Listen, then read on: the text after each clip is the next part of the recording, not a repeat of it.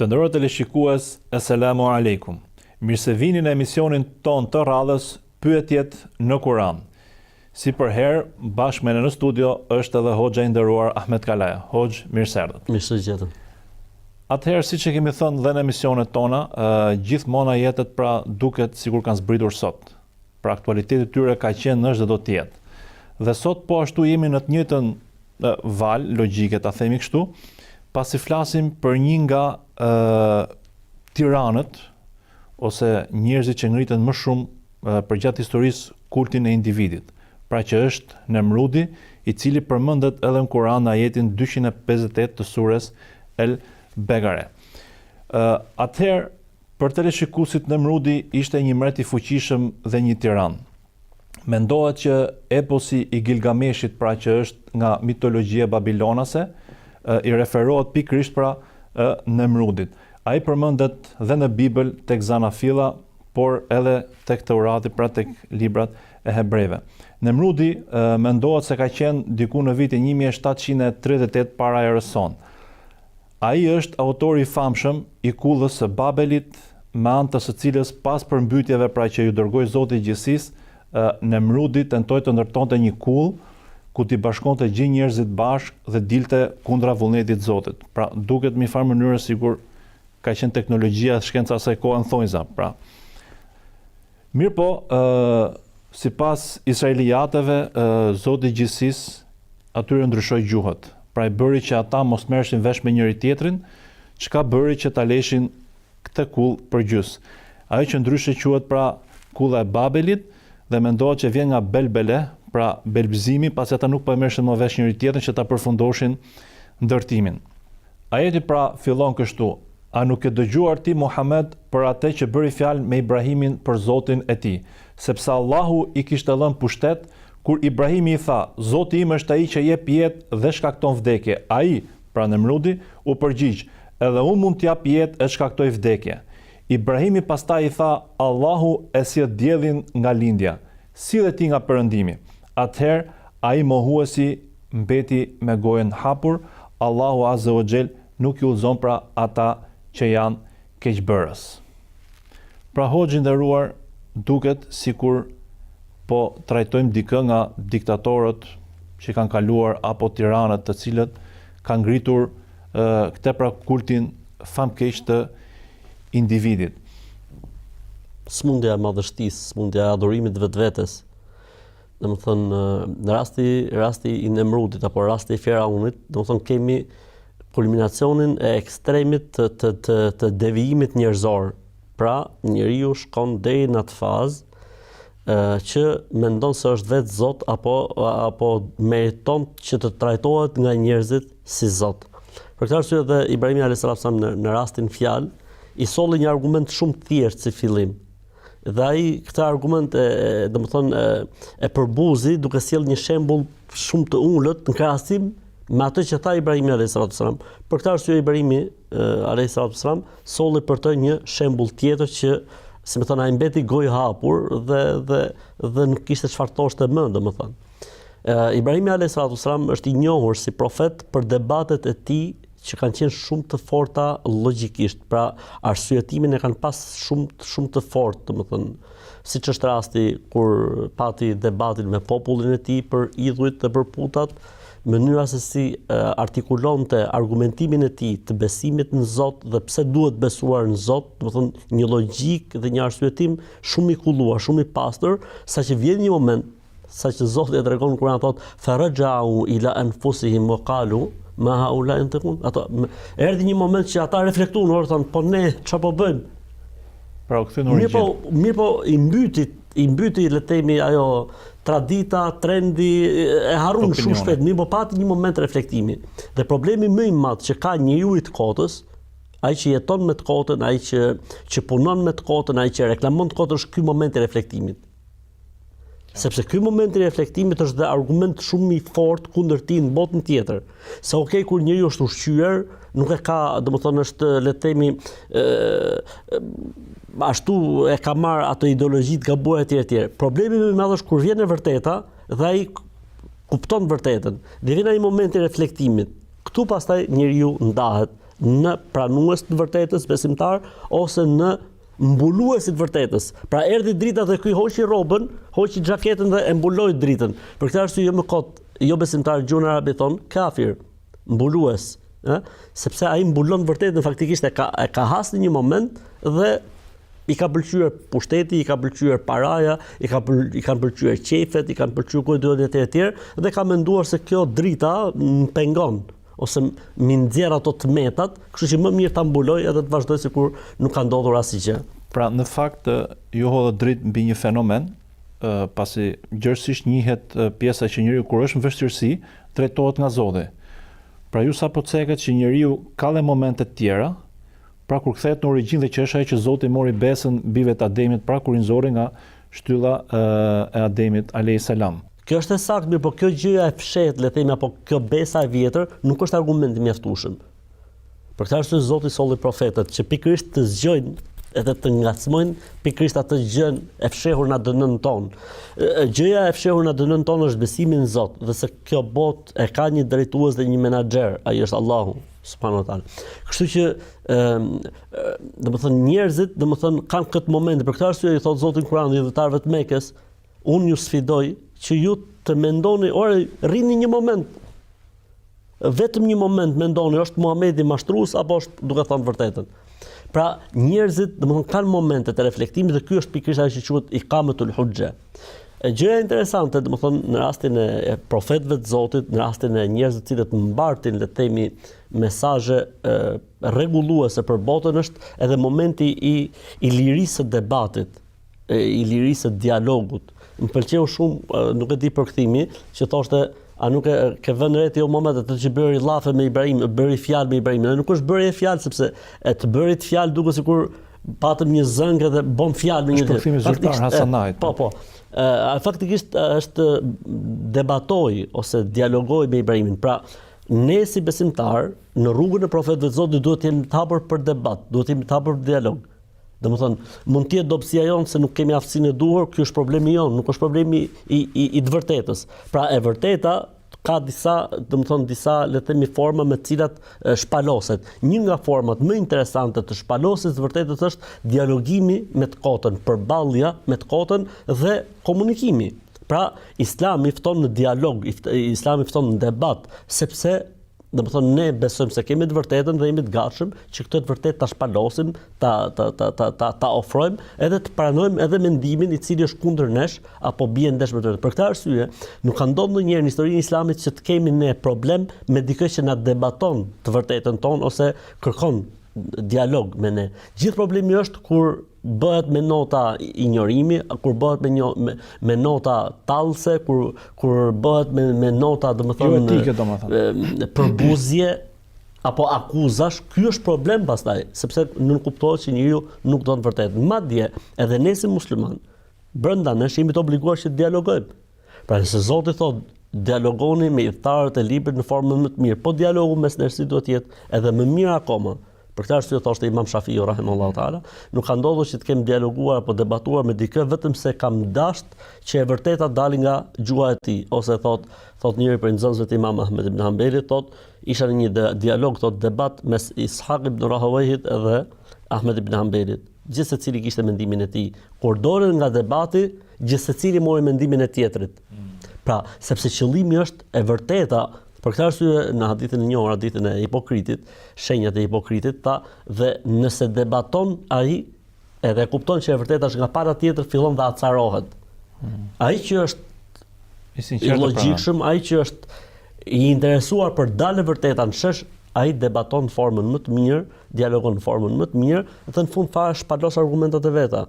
Mu më intereson që që unë besoj që është e vërtet ta ketë edhe tjetër. Mirë po, siç e tham pra edhe pak më herët, Ibrahimi alayhis salam përveç dialogut, domethënë ka pas edhe arsyetimin, vijën logjike të mbështetjes së vijës fetare e ka pas shumë të fortë. Si tha, po mirë, atëherë ta hëna është Zoti im.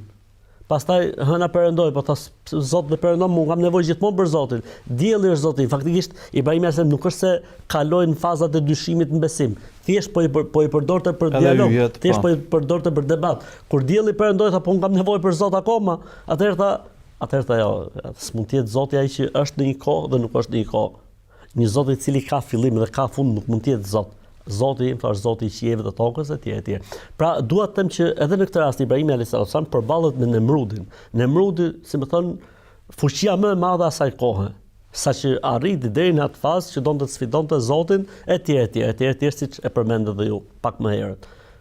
Dhe merrem me vjen një profet, një pejgamber i Zotit, i cili ishte shumë modest në gjitha kuptimet e fjalës modest, vetëm se kishte një fuqi shumë të madhe se ishte Zoti në krahun e tij. Dhe përballet me një person që thotë unë jam Zoti, dhe vjen dikush që thotë jo, ky nuk është Zoti, dhe asgjë s'është Zot përveç Zotit vërtet, përveç Allahut. Dhe normalisht Zoti ka shkëput një moment, sepse historia e Nemrudit është histori. Dhe për gjërat më të bukura është se besoj se edhe ke hasur që Nemrudi ka vdekur për shkak një mize.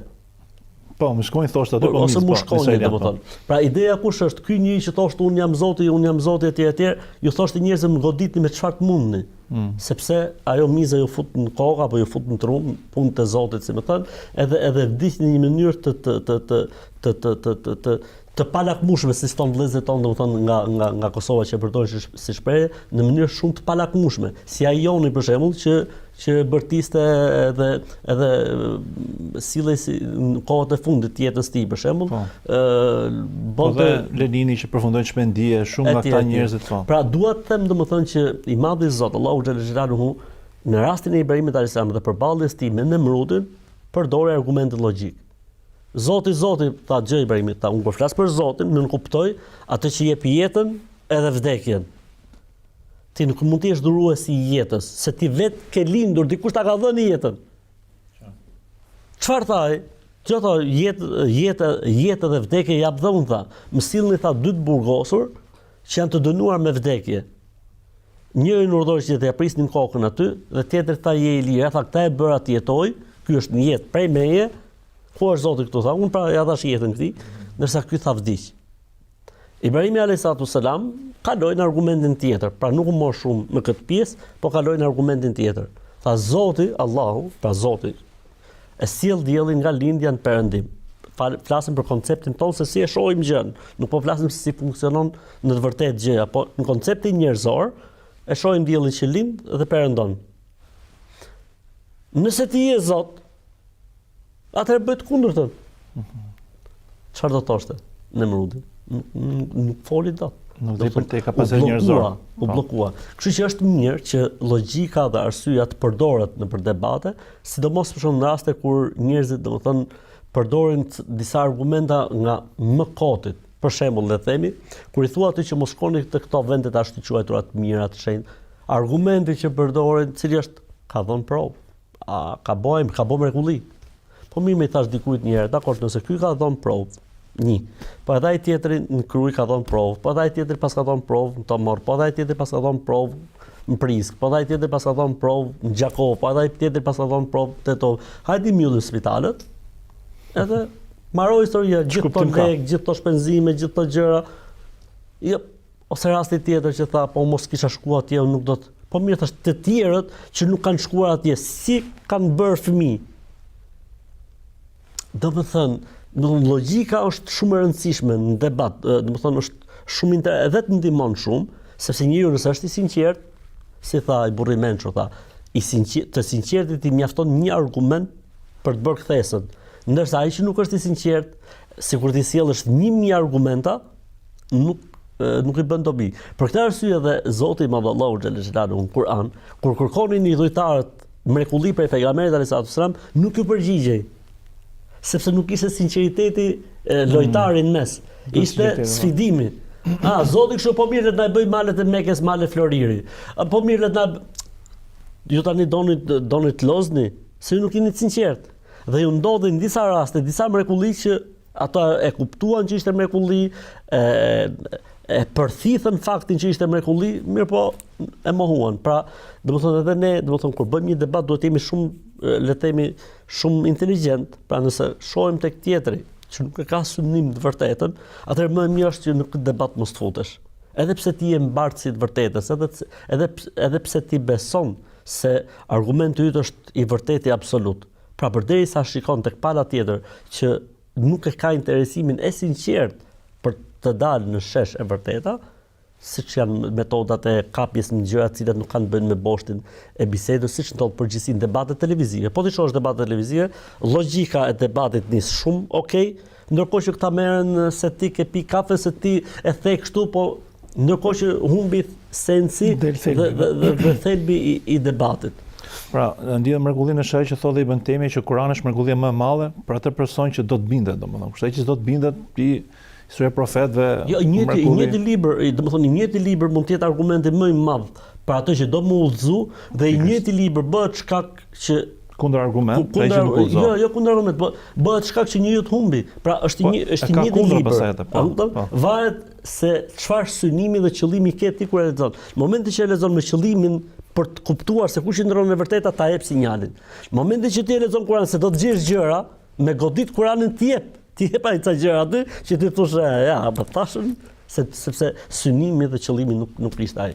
Pra, duket sikur Ibrahim alayhis salam ka qenë le ta themi kështu personi që i ka ul hundën gjithë tiranëve dhe idhujtarëve më saktë të kohës vet. Pra siç dhe ju e përmendët që populli i tij kishte shumë besime, pra disa besoshin ke hyje, disa ke hëna, dhe ai me një farë mënyre, me një debat i përfshinte të gjithë dhe me të njëjtin argument logjik ai rrëzonte pra të gjithë. Ka diçka interesante, me që përmendëm pak Nemrudin, ke kulla e Babelit. Pra nëse dikur njerëzit përdorshin le ta themi kështu arkitekturën ose ndërtimin, sot duket sikur kanë zgjedhur teknologjinë edhe shkencën ose më saktë keq përdorimin e tyre për të dalë gjasme në thojza, le të themi pra fuqisë hynore. Dhe vetëm dy momente, nëse do të marrim këtu pra ndërtimin e qyteteve antisizmike në Japoni, kur vetëm 6 muaj mbas ishte ndërtuar komplet qyteti, pra erdhi një lloj tërmeti që rrafshoi. Dhe aparaturat e fundit që parashikoshin tsunamet në Indonezi, dhe kur ranë tsunamet ato kanë rënë 20 minuta pas. Dhe në të dyja rastet për justifikimi ishte që këto ishin lëkundje sismike që ne kishim parashikuar më parë. Pra duket sikur njerëzimi nuk heq dorë, pavarësisht le të themi argumenteve që jep Zoti i gjithësisë, dhe tash i kanë dalë me formulën e ngjasme të pavdekësisë. Pra çfarë mund të shtyjë njerëzit drejt le të themi rebelimit ndaj fuqisë hynore ose mashtrimit, se kjo është një farë vetë mashtrimi. Vetë mashtrim. Njeriu, domethënë, është krijesë e bukur, e mrekullueshme, e mirë, por ka problemin domethënë e harresës. Pra njeriu harron se nga ka ardhur dhe ku do të shkojë. Dhe e merr, le të themi, rrjedha e jetës në atë formë që vjen një moment i caktuar që ai mendon se mund të menaxhojë gjithçka dhe mund të ketë kontroll gjithçka. Dhe Zoti, siç përmendet i rastet, jep sinjalet që prit se është Zoti i cili është menaxheri dhe orientuesi i gjithçkaje. Për këtë arsye, domethënë, po të ishte që jeta e kësaj bote do të menaxhohej nga njerëzit, krejtësisht, domethënë, shkatrimi dhe fundi i botës do të kishte ardhur me kohë. Por Zoti i Madh, ai i cili i menaxhon situatat, i ka parashikuar situatat dhe i ka vendosur ligjet e tij në atë formë që sado që njerëzit zhvillohen dhe të ecin përpara nuk mund të shkojnë në fazën e panevojës për Allahun, për Zotin. Pavarësisht se në momentet e caktuara Zoti ju lën një lloj hapësire dhe lirie. Këtu është edhe puna e zbulimit të ligjeve. Domethënë shumë ligje, shumë le të themi shumë gjëra se si funksionon jeta, njerëzit arrin të zbulojnë, qoftë për shiun, qoftë për tërmetet, qoftë për si funksionon trupi i njeriu, qoftë edhe në parashikimin le të themi e sëmundjeve të rrezikshme siç është kanceri apo sindroma Down etj. Këto gjëra faktikisht duhet ta lidhin njeriu më shumë, ose shkencën ose si më thon specialistin e fushës duhet ta lidhin edhe më shumë me Zotin. Jo ta largojnë nga Zoti. Pse? Sepse jeta, bota, trupi i njeriu dhe gjithçka, dhe qeliza, dhe molekula, dhe atomi, dhe universi kanë funksionuar edhe përpara se të zbulohen ligjet. Pra, fakti që ne zbulojmë një ligj, do të thotë se ka një ligjvënës, është dikush para nesh. Po si aksioner që ke e ka sjellë funksionimit këtë tyre ligj. po. Kështu që ne duhet jemi ndaj këtij ligjvënësi mirënjohës, ndaj këtij ligjvënësi falëndërues. Nuk ka asnjë lloj problemi që ne të shfrytëzojmë zbulimin ton, ta përdorim për mirë, po jo që t'i kundërvijemi ligjvënësit. Sa ai që solli ligjin e parë, është i plot fuqishëm, cilin një listë tjetër që ta shfuqizojë ligjin e parë. Dhe sa herë ka ndodhur kështu? Sa herë që njerëzit zbulojnë diçka, avancoi smundja, avancoi virusi, ka filluar dhe virusi të evoloj, është mësuar me këtë lloj trendi, tani edhe ai po evolon. Po pra se ti nuk mund dalësh sipër ligjvënësit. Pra ti mund zbulosh ligje dhe ai thot përdori. Sepse ai po donte nuk ta jepte mundësinë që ti të zbulosh ligjet. Po përderisa ta ka dhënë hapësirën, do thot përdori për mirë. Momenti që ti nuk i përdor për mirë, atëherë të kthehen në argument kundra vetes tënde. Pra, njeriu është i çuditshëm, njeriu është i habitshëm, domethënë. Siç është rasti i Nemrudit, po kemi edhe shumë Nemruda të vegjël që nuk thon direkt jemi zota, por duan ta çojnë situatën sikur ata janë zota, të menaxhimit të jetës apo të menaxhimit shëndetit apo të menaxhimit të ekonomisë apo të menaxhimit të klimës e kështu me radhë. Kështu që ne vazhdimisht do të kemi përballje të tilla, ajo që është shumë e rëndësishme është që ne domethënë duhet ta proklamojmë, duhet ta themi të vërtetën, duhet debatojmë me të kotën, duhet përballemi, nuk duhet strukemi përballë të kotës. Duhet ta përdorim argumentet. Ndoshta ne nuk e themi ashtu siç duhet, por do të vi dikush tjetër që ta thotë më mirë, do ta artikulojë më mirë. E rëndësishme është që të mbetet, si më thon, përballja. Kjo është e rëndësishme. Duhet të ketë patjetër një përballje me të kotën. Po tani normalisht këtu lind një tjetër pyetje e natyrshme. Fillimisht bazuar ke historia e Ibrahimit alayhis salam, ku ju siç e that, ai përdori logjikën. Po pyetja që ngretesh, pse ai nuk tha mua më ka thënë Zoti kështu? Pra, a është kjo një indikim edhe për ne besimtarët e sotshëm që me njerëzit që për shembull akoma se besojnë Kur'anin, akoma se besojnë profetin Muhammed, ne do të përdorim logjikën gjithashtu, apo do t'i themi beso Kur'anin dhe pikë? Pra, si do të qasja jonë ndaj njerëzve që akoma s'kan besuar? Pejgamberi alayhis salam, rasti i Ibrahimit e përmendëm, si përdori arsyen dhe logjikën. Pejgamberi alayhis salam në shumë raste përdorte arsyen. Për shembull, i tha, o Hosein, njëri, baba i Imranit. I tha, sa zota ke? Tha, 7. Tha, kur i e keq, kujt i lutesh? Tha, atij që është në qiell. Pra nuk i tha që dëgjoj mu Zoti më thotë se s'ka zot tjetër veç Allahut. Të dihej, ky ishte misioni i tij. Mirë po përdori logjikën dhe arsyen. Dhe ne është shumë e rëndësishme të përdorim linjën logjike me njerëzit. Pra, përdorim arsyetimin logjik. Pse? Sepse puna e logjikës është si puna e dritës syrit. Domethënë ti debaton me njerëzit nëpërmjet dritës që ata kanë. Pastaj përdor dritën e Zotit, dritën e fesë dhe të besimit. Po si fillim përdor kapacitetin e dritës tyre. Pra, siç tha Abdullah ibn Mas'udi ose Aliu radhiyallahu anhu, folin një njerëz për kapacitetin e tyre. Ka që ka kapacitet, në rrit të kapaciteti i tyre, aq sa kanë aftësinë për ta mbajtur situatën, pastaj sepse po kalove këtë fazë, kalon në një fazë tjetër. Çfarë është interesante që mos harrojmë tek debati që pati Ibrahimi alayhis salam me Nemrudin në rastin fjal, është se arsyetimi që përdori Nemrudi, ose analogjia, që përdori ishte shumë e gabuar. Ibrahimi alayhis salam tha, Zoti, Allahu që adhuroj unë, pra Zoti i botrave, është ai i cili jep jetën edhe vdekjen. Ai solli një shembull krejtësisht të pasakt. Gjysmë me vërtetat. Sepse ai që ishte gjallë aty në burg nuk e kishte thënë Nemrudi jetën. A kupton? Nemrudi çfarë tha? Dëgjota se unë ta jap jetën dhe vdekjen dhe solli shembull gabor. Ajo që më pëlqen shumë tek rasti i Ibrahimit alayhis salam është zbritja e Ibrahimit në nivelin e Nemrudit. Nuk u mor fare me argumentin e Nemrudit. E anashkaloi. Tha s'kap, nuk kap, nuk si thon vëllezërit tan thotë nuk ndezi këtu. Atëherë Ibrahimi alayhis salam zbriti në një shkallë më poshtë, po dakord. Tha argumentin e vet, po për të njëjtën tempo, argument tjetër. Atëherë tha, nëse Zoti tha e sjell diellin nga lindja, a e sjell ti dot nga perëndimi? U bllokua. Domethënë, nganjëherë në debat kur nuk kapet linja, atëherë ja vlen që të ulesh një shkallë më poshtë në mënyrë që pra jo përplasje direkte, sepse arrogante dhe komforti pra nuk do ta pranoj. Në fakt, në të gjithë narrativën kuranore, shohim se mbretërit, diktatorët fund fare përfundojnë duke adhuru ose duke nxit njerëzit të adhurojnë veten. Pra jemi ke pjesa e kultit individit që ngrihet, që dhe që e shohim nga diktatorët në Tiranë. Gjë që faktikisht Islami e ka luftuar, domethënë. A është roli i Islamit, le ta themi një lloj ferrote frenimi, pra që i thot njeriu shiko se ti je rob i Zotit dhe mos bëj kështu lajfitjes, se po të shohësh këta është ajo fabula e mbretit Lakuriç, pra që ishte Lakuriç gjithoshin një veshur. Pra, a lun rol Islami në këtë pjesë që ta frenoj njeriu nga ne për muslimanët e dim dhe besojmë, pa edhe jo muslimanët e kanë vërtetuar dhe e kanë deklaruar se Muhamedi alayhis salam është figura më e lartë që ekziston, domethënë. Megjithatë, pozicioni i tij tek Zoti, pozicioni i tij si vula e profecisë, pozicioni i tij në botën tjetër që do të jetë ai që do të bëhet shkaku që do të hapet procedura e gjyqit të madh, ai që do të ndërmjetësojë, ai që do të trokasin në xhenet shkalla grada më e lartë. Megjithatë, ka qenë edhe njeriu më modest që mund të ekzistojë.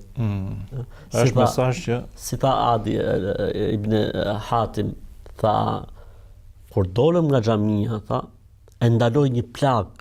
Po e ndaloi ai shumë, tha, ndërkohë që ai mundoi të argumentonte të thashta që ma dha goditjen e parë që ky nuk është se po dëshiron të prodhoj pushtet tek unë.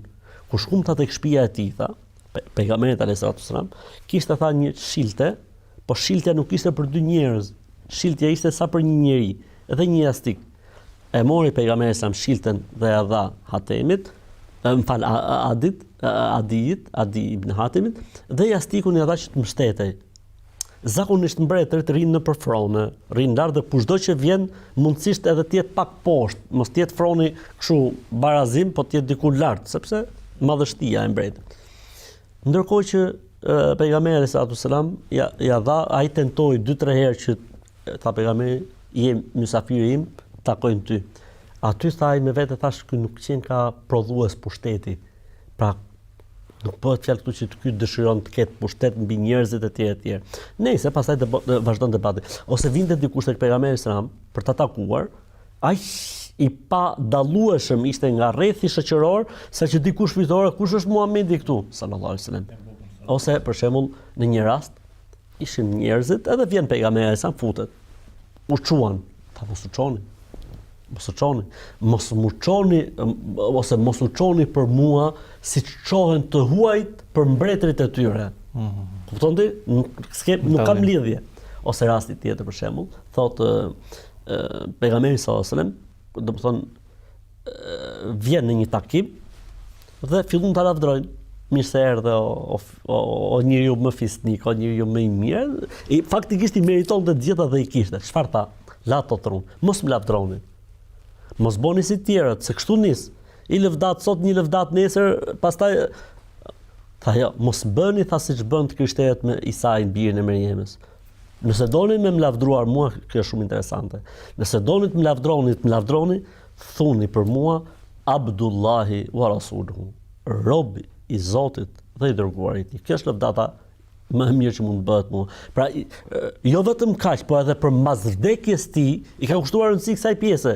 Se duke qenë gjallë, i ndalonte, për shembull tha dikush, masha Allahu wa shi'te, çfarë të doj Zoti dhe ti o Muhammed? Tha si edhe unë. A mbërë shok të Zotit? Jo, tha, çfarë të doj Allahu i vetëm? Me njëherë, ndërhyri. Madje, domethënë parashikoi, normalisht prej Zotit, ja i vet, edhe se çfarë mund ndodhi pas vdekjes tij.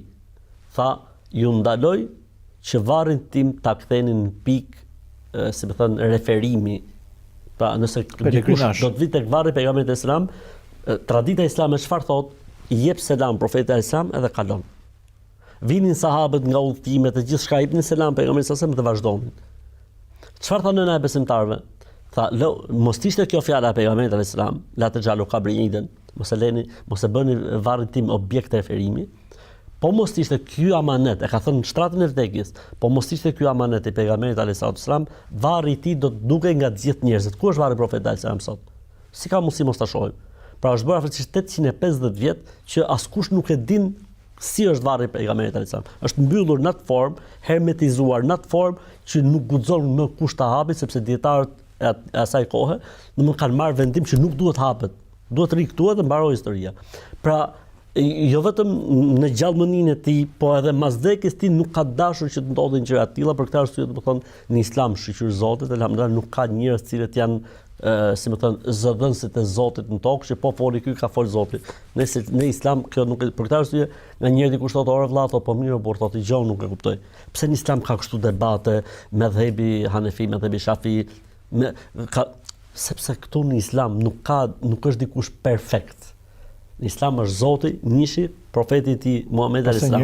Çdo kush që vjen më pas, fjala e tij është e debadueshme, e diskutueshme, ka mundësi për debat dhe kjo është një nga sekretet e bukurisë që trashëgimia islame nuk shuhet kurrë, sepse gjithmonë do të ketë debat. Domethënë, për shembull le të themi, debati i mesteve mbi çarape.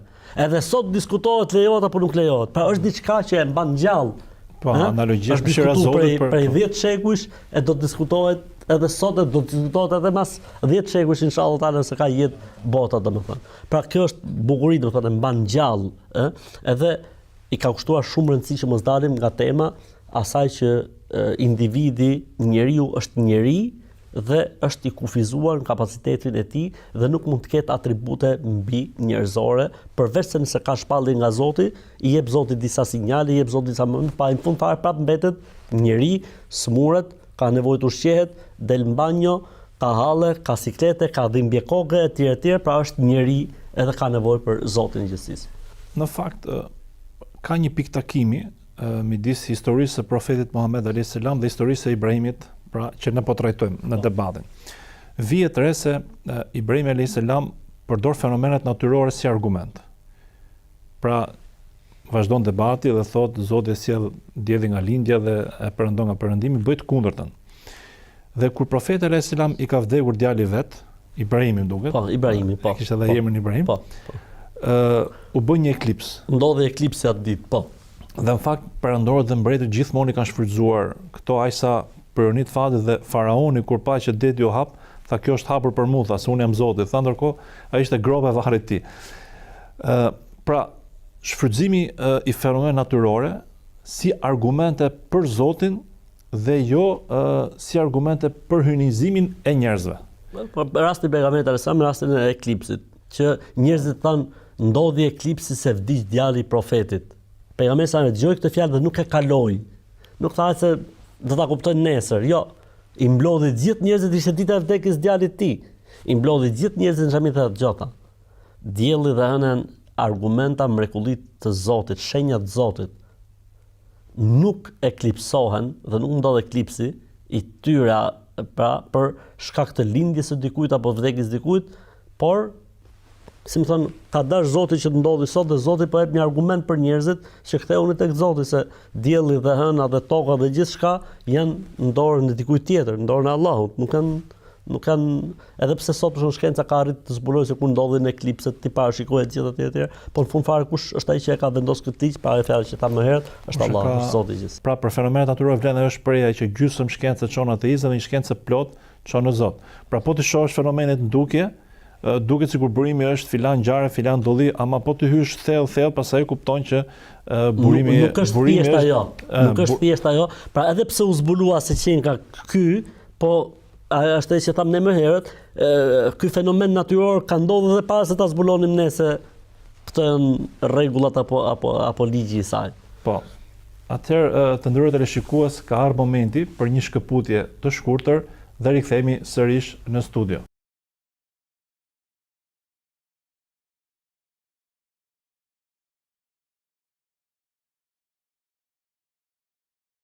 Të nderuar teleshikues, mirë se rikthehemi sërish në studio. Atëherë Hoxh, këtu vetvetiu pra nga kjo histori lind një pyetje. A duhet që besimtari të prezantojë në dialog, të marrë pjesë, apo duhet të shmanget debateve, dialogeve, pra që bëhen për pjesën e fesë apo ekzistencës Zotit, pra, ose më saktë sot që kemi këto emisione televizive, ose disa fenomene brenda fesë apo disa rregulla apo ligjeve të fesë apo në lidhje me fetë të tjera apo në lidhje me le të themi sekte të devijuara. Qartë. Atëherë unë mendoj që besimtarët janë disa kategori, kanë edhe ato ndarjet e tyre. Kemi masat e gjëra, ata të cilët nuk kanë kohë të lexojnë dhe studiojnë, po fenë e tyre e marrin thjesht. atë këta nuk këshillojnë që të futen debat. Kemi ata cilët le të themi janë duke u marrë, le të themi me lexime, me studime, po nuk janë mutamekkinin, pra nuk kanë arritur në atë fazë që ai të jetë, domethënë stabil në dijen e tij, në sigurinë e tij, në argumentat e tij. Edhe kjo pjesë ndalohet nga debati. Ajo që këshillohet në debat është ata të cilët kanë kaluar këtë fazë, pra ai ka arrit sigurinë, ka bërë studimin e duhur, pastaj futet në debat. Çfarë ndodh? Kur njeriu nuk ka përgatitjen e duhur, domethënë dhe ka sinqeritet shumë, mund të jetë shumë i pastër, mund të jetë shumë i sinqert, po është naiv, domethënë nuk ka të pjekurinë e duhur, mund të bëhet objekt i deviacionit, mund të bëhet objekt i mohimit dhe i mosbesimit. Pra, ne nuk sugjerojmë që çdo kush të futet në debat. Pse? Sepse kemi parë shumë çuna të ri, le të themi, që kanë qenë shumë mirë ku dëgjojnë të tjerë, janë futur në debat, në fund fare ka përfunduar, le të themi, i një sekti apo një deviacion apo një grupi ekstremist. Ndërkohë që ky deri dje ishte mashallah, le të themi, po si ka mundësi? Është futur në debat. Dhe pa aftësia e tij, pa pjekuria e tij, pa siguria e tij, quaj çfarë duash, në argumentimin ose në përgjigjen ndaj argumentit tjetër. Për shembull, do të jap një shembull shumë të thjeshtë. Po debaton me një nga këto sektet ekstremiste. Dhe ai thotë vëlla, po thot Zoti në Kur'an, edhe ta merr ajetin fiks. Shkon ti i paditur i flas. Është puta kontekstin. E shef ajetin. Ora thot me të vërtetë kështu thotë në Kur'an. Dhe fillon dyshimi, ose ti jep emrat, ngatron me emra, ku dëgjojnë etj dhe njeriu bie viktim, siç ndodhi me shumë djelmosha të ri, cilët u ranë viktime e grupeve të tjera. Po edhe deviacioneve. Dikush mund të jetë shumë mirë, shumë okay, e shef që nesër përfundon të kërcy valle në emër të fesë dhe të besimit. Çfarë ndodhi më vëlla? Thjesht është futur në debat, nuk ka qenë ai adapt i kësaj fushë dhe përfundoi tek kërcimi, tek ballëzimi. Vetëm diçka për sqaruar. Kur thoni i dishëm, e keni fjalën për dijet fetare apo jo? Po, flasim gjithmonë për dijet fetare, do të thonë flasim për atë për cilin ai do të bëjë debat, se ai nëse është inxhinier kompjutrash dhe ky tjetër është doktor, ta nuk futen në debat fare me njëri tjetrin. Është fenomen sot që djem që marrin për filozofi, tentojnë ta mbrojnë fen, domethënë duan si më thon, qoftë dhe publikisht, pra normalisht fen e mbron ai që ka studiuar për fen, teologu. Jo, nuk ka gjë, sepse dikush për shembull që ka prirje të caktuara, feja është aq e thjeshtë, domethënë perceptim dhe aq e përthithshme, saqë njeriu edhe mund, domethënë, por gjithë problemi është, domethënë, ai duhet të mësoj, duhet të lexoj, duhet le të themi të fitoj një lloj pjekurie. Unë do të jap një shembull nga jeta e pejgamberit alayhis salam. Pejgamberi sallallahu alajhi wasallam pa një herë Omerin radhiyallahu anhu që po lexonte një Teurat të hebrejve. I kishte rënë dorë. Pejgamberi se më mërzit shumë. Tani Omeri, kush ishte Omeri? Ti mendon se leximi i Teuratit nga ana e Omerit do të ndikonte diçka në imanin e Omerit? Jo, gjithë problemi ishte pejgamberi se deshi ti presi rrugën. Se sot e bëri Omeri, nesër mund ta bëjnë të tjerët që nuk kanë kapacitetin dhe dijen. Ndërkohë që vetë pejgamberi sa ka, domethënë ka thënë aty lexojeni ju çfarë thot Teurati për këtë gjë. Dhe ata kanë lujt një rresht më poshtë. Dhe pejgamberi sa edhe pse nuk dinte të lexonte, po Zoti i Madh dha mrekulli tha, jo, pak më lart. Edhe lexoje, ishte siç thot ligji islam, ishte e njëjta gjë siç thot edhe ligji islam. Kështu që ideja, domethënë, unë nuk këshilloj dhe nuk sugjeroj. Sepse detyra jon nuk është debatimi dhe dialogimi. Detyra jon është të adhurojmë Zotin, të jemi korrekt me Zotin, me familjen kështu me radhë. Në momentin që ne arrim pjekurinë dhe diturinë dhe fillojmë le të themi të bëjmë thirrjen islam etj, okay, atëherë futemi dhe po edhe kjo është një le të themi shkencë në vetë që nuk mjafton vetëm zgjuarësia e njeriut për t'ia dalë, po ka nevojë që njeriu të lexojë, të di se si e zhvillon debatin, e nis debatin duke si më thon duke vënë disa le të themi disa parathënie logjike që ti në fund fare të arrish tek e vërteta. Pra e një erdhje mushtareke, pra një si më thënë një terreni të përbashkët, disa piketa që pra nëse argumente konsensuale që po bëhen dakord, po. Kështu që mendoj që nuk jemi, domethënë pro që çdo njeri të futet në dialog dhe debat, po jemi pro që të ketë dialog dhe të ketë debat, sepse dialogu dhe debati e nxjerr pa të vërtetën, po edhe largon le të themi ato distancat që janë krijuar kot, sepse mund të ketë paragjykime. Dikush mendon se muslimanët adhurojnë hënën apo diellin. Mikur një meteor zi që ka rënë shkretir, thoshte një musliman e konvertuar në Ndërkohë që dialogu dhe debati e kupton që jo muslimanët pasan të njëjtin Zot siç kemi ne të tjerë. Monoteizmi steril. Koncili i shekullit 19 është më shëmbledhur Vatikani në shekullin 19. Ka dalë në deklaratën që Zoti që adhurojnë muslimanët është i njëjti Zot me fjalë. Nuk është se kanë ata diçka tjetër. Por edhe hebrejt thonë që lejohet më fal xhami, thonë, po nuk lejohet më fal kish. Dua të them domethënë që nganjëherë debati ato distancat e larta i afron, largon ndoshta edhe shumë gjëra të cilat në debat kuptojmë që kemi disa prioritete të përbashkëta me dialoguesin, me debatuesin krahasim me disa, le të themi, kanosje që na rrezikohen gjithë dhe bashkë, qoftë brenda llojit, qoftë me pjesën jashtë llojit. Pra, Islami nxit për dialog, nxit për debat, sepse në të ka jetë, në të ka zhvillim, në të ka pranim dhe mirë kuptim të tjetrit, po ajo që është më e rëndësishme, nëpërmjet debatit zbulohet dhe del në pa e vërteta. Pra, frytet e debatit janë të nevojshme për gjithë, domethënë jo vetëm për muslimanët, për gjithë shoqërinë. Mirë pra Hoxh, të falenderoj që ishit në këtë puntat të sotshme me ne, këtu në studio, dhe gjithashtu falenderoj edhe shikuesit për vëmendjen që na kushtuan.